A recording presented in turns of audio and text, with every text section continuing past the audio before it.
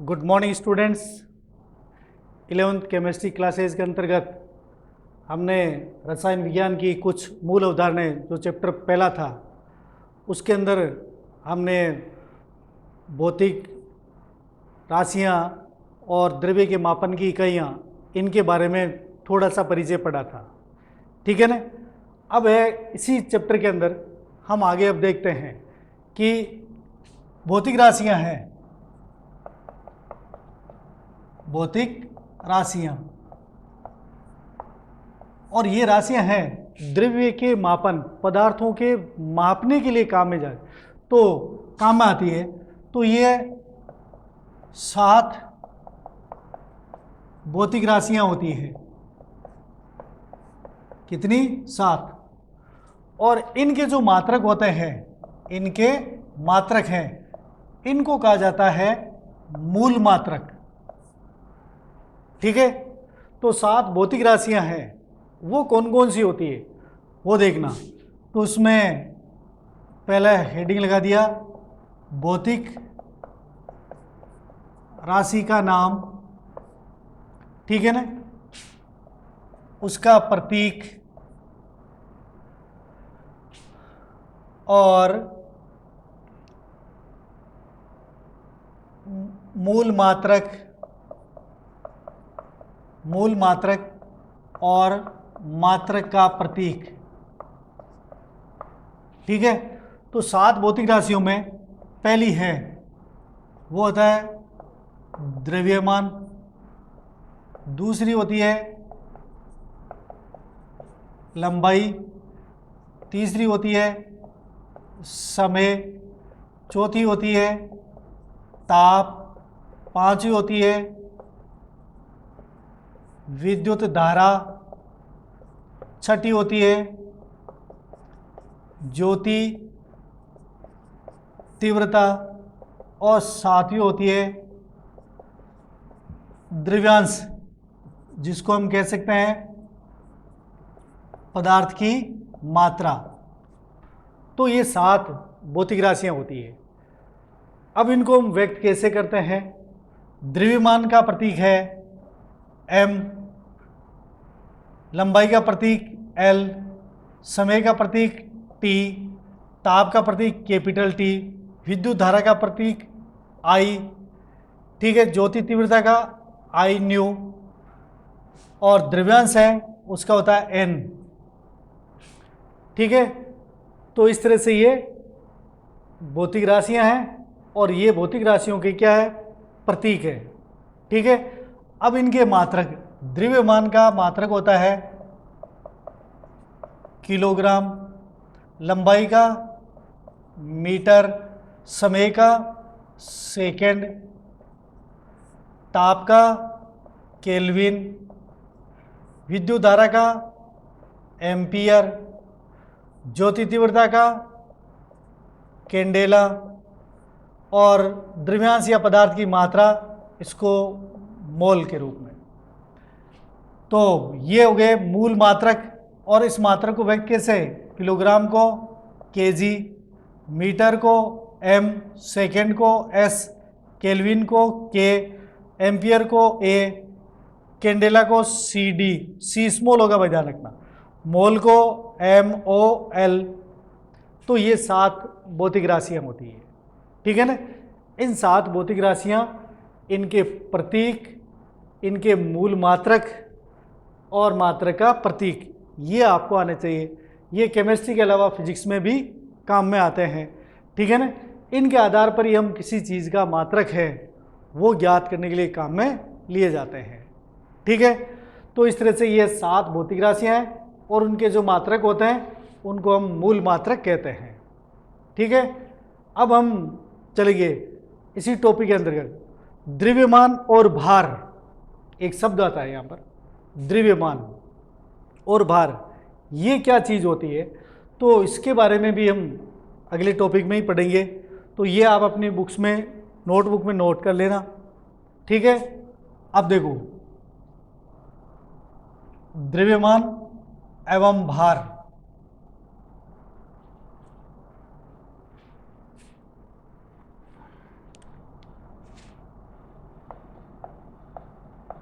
द्रव्यमान एवं भार। तो पहले हम द्रव्यमान है उसके बारे में पढ़ेंगे। द्रव्यमान क्या चीज़ है? द्रव्यमान अगर हम साधारण रूप से ये देखें, कोई भी जो पदार्थ होता है ना, उस पदार्थ के अंदर कितने कण हैं, अर्थात पदार्थ जिन छोटे कणों से, परमाणु, अणु या आयन से मिलकर बना हुआ है, उन कणों की जो संख्या होती है, मात्रा होती है, संख्या, वो द्रव्यमान कहलाती है। तो पदार्थ में उपस्थित अवयवी कण या पदार्थ की मात्रा है, पदार्थ की मात्रा, वो द्रव्यमान कहलाती है। किसी पदार्थ में उपस्थित अवयवी कणों की संख्या या पदार्थ की मात्रा या कणों की मात्रा, वो द्रव्यमान कहलाएगी। ठीक है। और द्रव्यमान, जैसे मान लीजिए किसी में 50 कण हैं, तो 50 कण हैं, वो उसका क्या कहलाएगा? द्रव्यमान कहलाएगा। क्यों? कणों की संख्या है ना, वो उसमें कणों की संख्या है, वही उसका क्या है? द्रव्यमान कहलाएगा। तो परिभाषा क्या होगी? किसी पदार्थ में उपस्थित द्रव्य की मात्रा, चाहे वो द्रव्य की मात्रा या कणों की संख्या,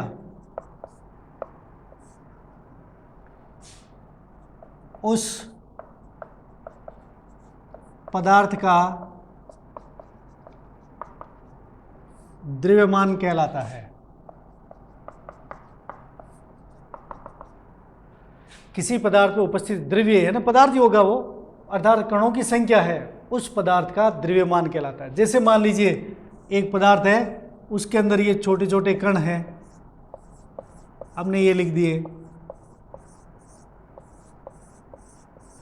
मान लेते ये कितने हैं? 16 है। तो ये 16 कण हैं, वो उस पदार्थ का क्या कहलाएगा?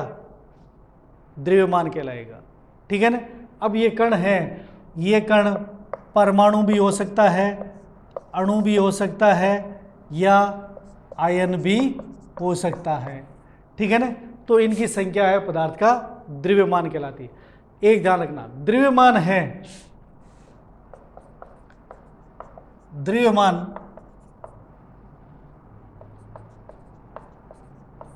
सदैव स्थिर रहता है। अगर मान लो कोई पदार्थ है, उसका द्रव्यमान है, अगर हम उसको कहीं पर भी मापे तो वो सदैव उसका मान क्या रहेगा? स्थिर रहेगा। जैसे मान लो ये एक पदार्थ है, हमने यहाँ पर लिया, वहाँ रख दिया, दूसरी जगह ले गए, दूसरे ग्रह पर ले गए, तो भी उसके अंदर कणों की संख्या है, उसमें तो कोई परिवर्तन होगा नहीं। अगर नहीं होगा तो द्रव्यमान सदैव क्या रहेगा? स्थिर रहेगा। ये चीज़ ध्यान देना। ठीक है ना। और दूसरा है भार। फिर रहेगा द्रव्यमान और भार में अंतर क्या रहेगा? अब भार क्या चीज़ है? अक्सर हम पढ़ते हैं द्रव्यमान और भार को हम एक रूप में लिख देते हैं, लेकिन वास्तव में द्रव्यमान और भार में बहुत बड़ा अंतर होता है। ठीक है ना।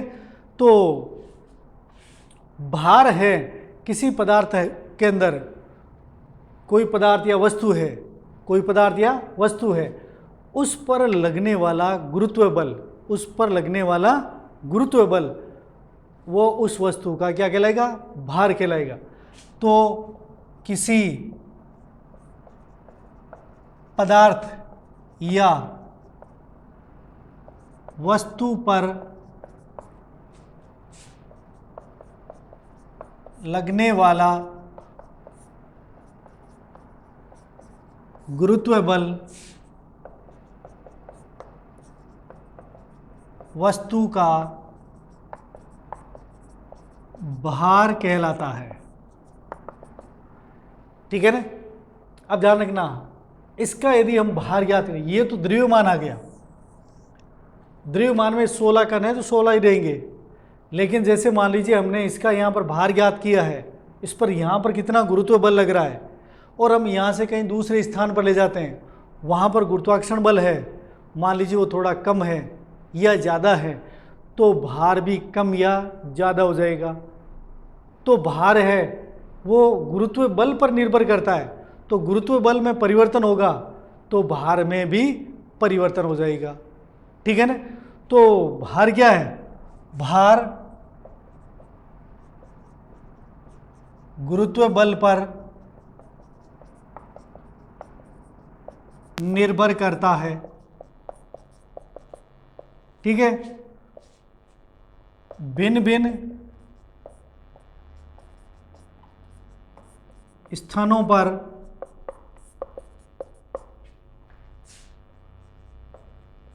गुरुत्व बल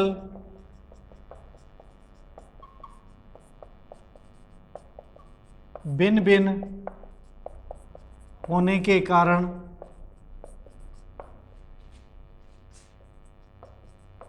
भार में परिवर्तन हो जाता है। ठीक है। तो इस तरह से हम भार में भी परिवर्तन है, वो गुरुत्व बल पर निर्भर करने के कारण गुरुत्व बल जहाँ पर अलग होगा, कम होगा तो भार कम हो जाएगा, गुरुत्व बल ज़्यादा होगा तो भार ज़्यादा हो जाएगा। जैसे मान लेते हैं कि यदि हम जैसे यहाँ पर हैं, पृथ्वी पर है, अपना भार अगर 72 किलो है, ठीक है, तो अगर हम चंद्रमा पर जाते हैं तो कण तो उतने ही रहने वाले हैं, हम वैसे के वैसे रहेंगे, लेकिन अपना भार क्या हो जाएगा? कम हो जाएगा। क्यों? चंद्रमा का गुरुत्व बल है, गुरुत्वाकर्षण बल है, वो कम होता है, तो वहाँ पर भार है अपना कम रहेगा।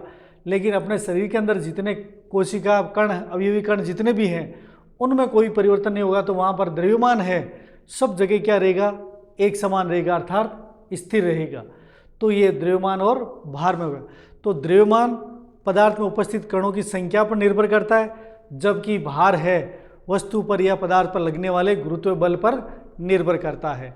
द्रव्यमान सदैव स्थिर रहता है, जबकि भार गुरुत्व बल में परिवर्तन के कारण ये भी परिवर्तित हो जाता है।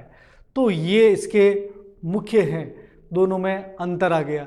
तो आप कहीं पर भी द्रव्यमान और भार है एक समान नहीं लिखे जाते हैं, द्रव्यमान अलग चीज़ होती है, भार अलग चीज़ होती है। ठीक है। अब हम पढ़ेंगे जैसे अनेक भौतिक राशियाँ अन्य भी होती है, तो उनके ऐसा ही मात्रक है। तो मुख्य रूप से हम आयतन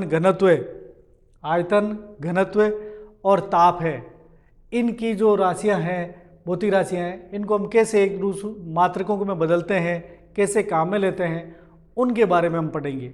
ठीक है। तो ये चीज़ अपनी नोट्सबुक में नोट कर लेना।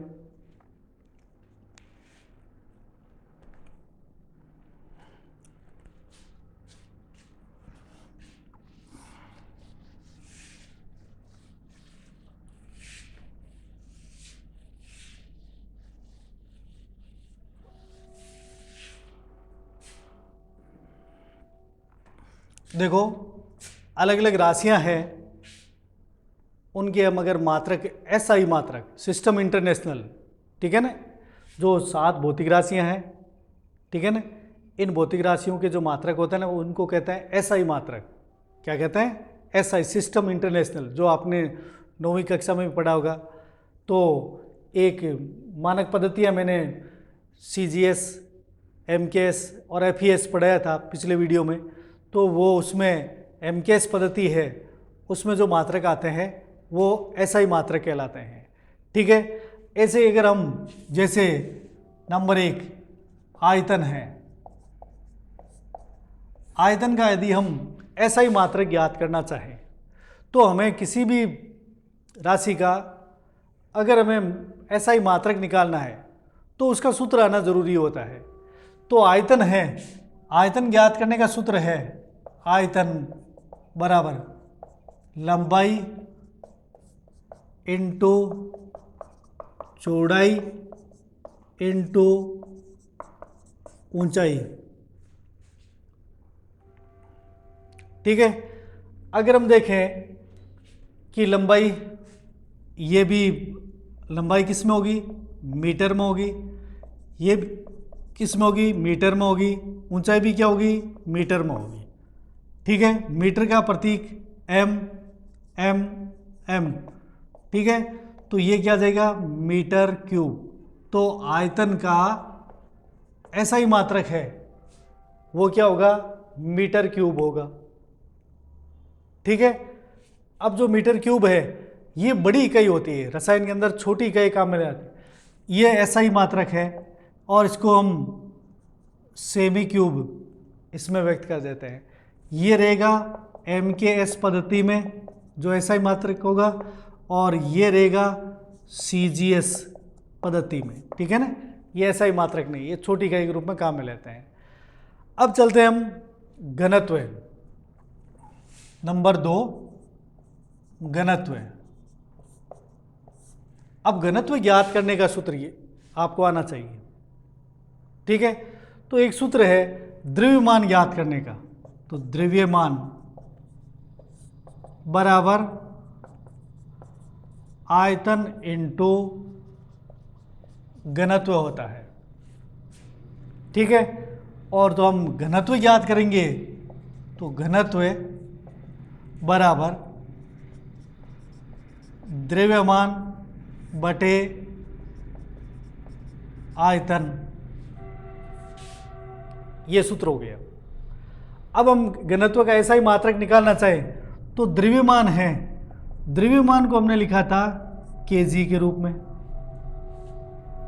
आयतन ज्ञात करने का सूत्र क्या हो गया, यही है, तो इसमें हमने लिख दिया मीटर क्यूब, ये लिखा था हमने मीटर क्यूब, ये आ गया आयतन, ठीक है। अब अगर हम इसको ऊपर ले जाएं तो क्या हो जाएगा, kg मीटर क्यूब इनवर्स में आ जाएगा, ठीक है ना। तो इसको हम किलोग्राम प्रति घन मीटर बोलेंगे, किलोग्राम प्रति घन मीटर। तो ये किसका ऐसा ही मात्रक हो गया, घनत्व का। तो ये बड़ी इकाई होती है, इसलिए हम किलोग्राम को हम ग्राम में ले लेते हैं, मीटर को हम सेंटीमीटर में लिख देते हैं, ठीक है ना। तो छोटी इकाई के रूप में अपने इसमें काम में ली जाती है, ठीक है। तो ये तो हो गया घनत्व के लिए। अब है तीसरी चीज़ है, ये आपको पूछी जाती है ताप। ताप को वैसे ऐसा ही मात्रक होता है केल्विन, ठीक है, जिसको K से व्यक्त किया जाता है, ठीक है। अब हम ताप को व्यक्त करने के लिए 3 पैमाने हैं, डिग्री सेल्सियस, दूसरा होता है डिग्री फ़ारेनहाइट, तीसरा होता है केल्विन। इसको लिखते हैं हम डिग्री सेल्सियस, डिग्री फ़ारेनहाइट, और ये लिखते हैं केल्विन। ये 3 ताप मापन के पैमाने हैं, इकाइयाँ हैं, जिसमें ऐसा ही मात्रा क्या है, केल्विन है। ऐसा ही ताप का ऐसा ही मात्रा क्या है, केल्विन है। अब यदि हमें ये जो 3 लिखे हैं, इन तीनों पैमाने के अंदर और एक विशेष रूप से आपस में कोई संबंध ज्ञात करना हो तो हम कैसे ज्ञात करेंगे, ठीक है ना। तो अलग अलग रूप से अपने को लिखना आना चाहिए। अगर हमें जैसे केल्विन बराबर डिग्री सेल्सियस प्लस 273.15, अगर आप डिग्री सेल्सियस को केल्विन में बदलना चाहें, डिग्री सेल्सियस को केल्विन में बदलना चाहें, तो आप क्या करना, डिग्री सेल्सियस के अंदर 273.15, वैसे 15 को छोड़ दिया जाता है लेकिन शुद्ध मान यही है, उसके अंदर जोड़ दीजिए, वो केल्विन आ जाएगा। जैसे मान लीजिए 25 डिग्री सेल्सियस को केल्विन में बदलिए, क्वेश्चन आ गया। तो आप लिखना K बराबर 0 डिग्री सेल्सियस है तो यहाँ पर लिख दिया आपने 15 डिग्री प्लस 25 डिग्री 273.15 जोड़ लिया तो ये आ जाएगा 298.15 केल्विन, ठीक है ना। तो 25 डिग्री बराबर क्या हो गया, 298.15 केल्विन हो गया, ठीक है। तो इस तरह से हम डिग्री सेल्सियस को केल्विन में बदलने के लिए इस सूत्र का उपयोग करते हैं। ठीक है, अब फ़ारेनहाइट को डिग्री सेल्सियस में संबंध, ठीक है, तो फ़ारेनहाइट में डिग्री फ़ारेनहाइट ये याद रख लेना, एक सूत्र है 9/5 इंटू डिग्री सेल्सियस प्लस 32। तो डिग्री फ़ारेनहाइट बराबर 9/5 इंटू डिग्री सेल्सियस प्लस 32, इस सूत्र का उपयोग हम कर सकते हैं। जैसे मान लीजिए एक चीज़ है, हमें जल है, जल का क्वथनांक, जल का क्वथनांक 100 डिग्री सेल्सियस होता है, ये हमने पढ़ा था। तो अब अगर हम 100 डिग्री सेल्सियस है क्वथनांक है, उसको फ़ारेनहाइट में बदलना है, किसमें? फ़ारेनहाइट में। तो फ़ारेनहाइट में ताप बताइए। अब हम फ़ारेनहाइट में बदलेंगे तो हमने लिख दिया डिग्री फ़ारेनहाइट बराबर 9/5 इंटू डिग्री सेल्सियस कितना है? 100 है, ये लिख दिया 100 प्लस 32। ठीक है, अब इसको हम काट लिया तो ये इसके पार से कितनी बार? 20 बार। इसको हमने इससे गुणा कर लिया 180 प्लस 32 तो बराबर ये आ जाएगा, इसको जोड़ लिया 2 8 3 11 और 2। ठीक है, तो 2 8 3 11, ठीक है, तो 212 डिग्री फ़ारेनहाइट। तो जल का क्वथनांक है वो 100 डिग्री सेल्सियस या 212 डिग्री फ़ारेनहाइट, या अगर इसमें केल्विन में देखें तो केल्विन में कितना है? 100 डिग्री सेल्सियस, तो ये सूत्र लगा दिया। तो केल्विन का, तो केल्विन बराबर डिग्री सेल्सियस प्लस 273.15, तो 100 प्लस 273.15 बराबर हो जाएगा 373.15, ये केल्विन में आ गया। तो इसका अर्थ हो गया जल का क्वथनांक है 100 डिग्री सेल्सियस होता है, 212 डिग्री फ़ारेनहाइट होता है तथा 373.15 केल्विन होता है।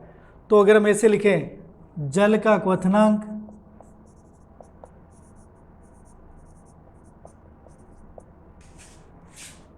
100 डिग्री सेल्सियस बराबर 212 डिग्री फ़ारेनहाइट बराबर 373.15 केल्विन, ये सारी इकाई एक समान हो गई। ठीक है ना?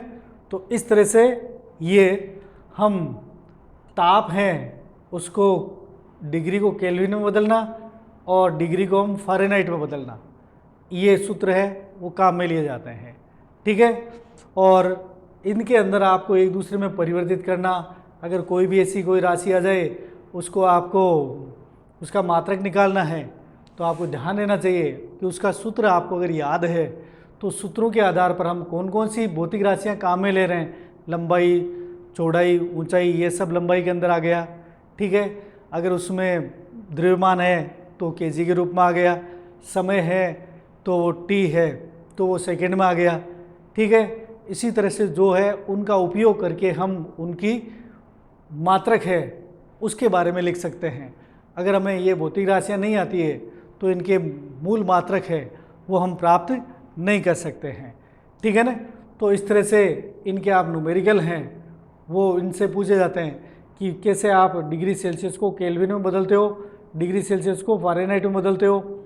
अगर जैसे अगर मनुष्य का शरीर का तापमान है वो अगर 32 डिग्री होता है, 35 डिग्री होता है, तो 35 डिग्री सेल्सियस है उसको आप केल्विन में, फ़ारेनहाइट में कैसे बदलोगे? वो शरीर का तापमान आ जाएगा। और जल का क्वथनांक का मैंने ऐसे बता ही दिया।